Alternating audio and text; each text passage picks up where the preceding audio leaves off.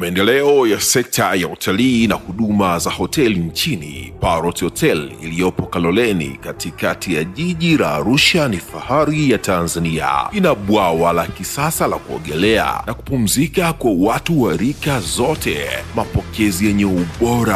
Hapa utapata kahawa safi na vinywaji baridi vya kila aina, lifti za kisasa za kupeleka kwenye floor 13 zenye vyumba zaidi ya 100, vyumba vya kulala vyenye mazingira salama na tulivu, vyenye joto la upendo na baridi ya starehe, kumbi za mikutano zenye vifaa vya kisasa, mazungumzo ya kitaifa na kimataifa, sehemu nadhifu ya chakula yenye kuleta hamu, vyakula vyenye viwango vya ubora wa afya.